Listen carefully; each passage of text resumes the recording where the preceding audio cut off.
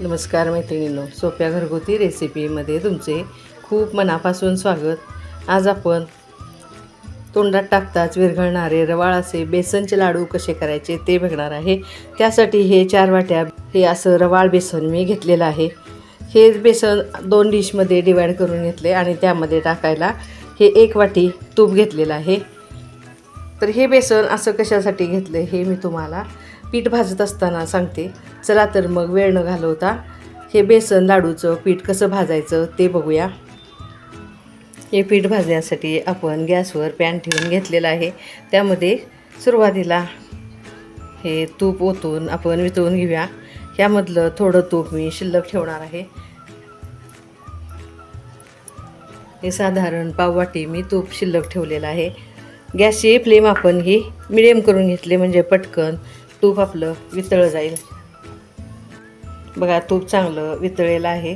त्यामध्ये सुरुवातीला हे 2 वाट्या पीठ मी टाकून घेते। आता गॅसची फ्लेम आपण लो करून घ्यायची आहे। लो फ्लेमवर हे सतत हलवून एकसारखं पीठ भाजून घ्यायचं आहे। आता हे उरलेलं पाव वाटी तूप पण ह्यामध्ये आता आपण टाकून घेऊया। त्या लाडूसाठी आपल्याला साधारण 1.25 वाटी तुपाचा वापर करायचा आहे। पहिल्यांदा आपण हे 1 वाटी तूप घेतलेलं आहे।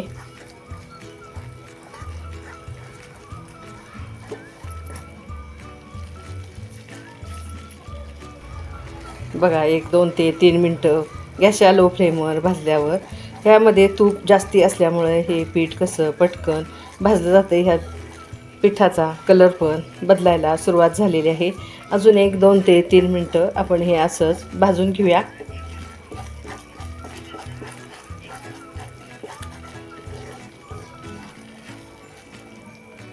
बघा आता ह्या पिठाचा कलर कसा बदललेला आहे। आता ह्यामध्ये हे उरलेलं पीठ टाकून घेऊया।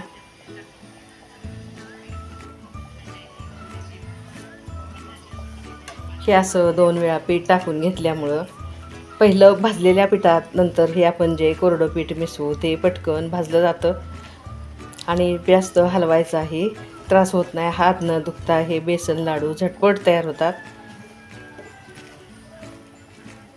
आता हे एकसारखं मिसळून घेऊया। बघा ह्या कोरड्या पिठाचाही पहिल्या भाजलेल्या पिठात ओतल्यामुळं पटकन कलर बदलायला सुरुवात झालेली आहे। आता अजून 1 पाव वाटी तूप आपण ह्यामध्ये टाकून घेऊया।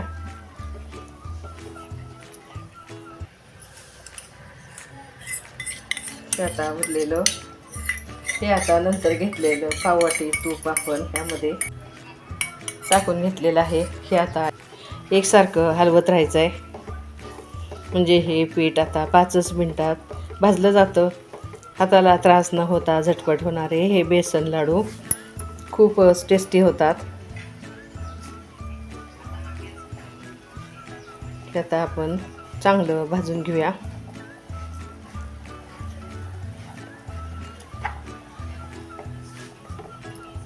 जसजसं हे पीठ भाजलं जाईल तसतसं ते हलकं होत जातं आणि तूप सोडायला सुरुवात होते। बघा हे पीठ आता किती हलकं झालेलं आहे आणि तूप पण सुटायला सुरुवात झाली। आता ह्यामध्ये टाकायचं आहे आपण हे 2 चमचे दूध।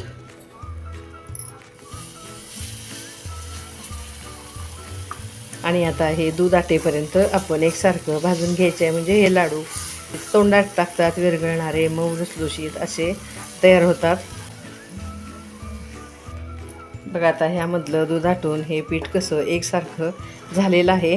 आता हा गॅस मी बंद करते आणि हे पीठ थंड करण्यासाठी आपण एका परातीत ओतून घ्यायचं आहे।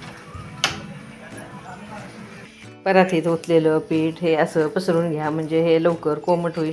हे पीठ कोमट होईपर्यंत मी साखर दळून घेते।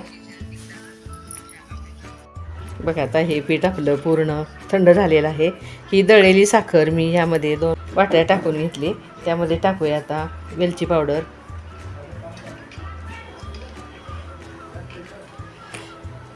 आणि हे आता एकसारखं सगळं मिसळून घेऊया। ह्यामध्ये 3 वाट्या साखरेचा वापर करायचा आहे। 1 वाटी साखर मी बाजूला ठेवलेली आहे। पहिल्यांदा ही मिक्स करून घेते आणि नंतर उरलेली साखर त्यामध्ये टाकून घ्यायची आहे। ह्यामध्ये मी हे थोडे काजू बदाम आणि पिस्त्याचे काप पण टाकून घेतलेत. हे आता एकसारखं मिसळून ह्यामधल्या गाठी फोडून घेऊया.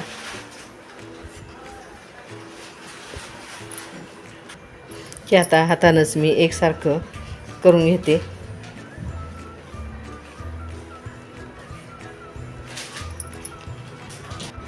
आता ही उरलेली साखर पण ह्यामध्ये टाकून अजून एकदा हे पीठ चांगलं एकसारखं करून घेऊया.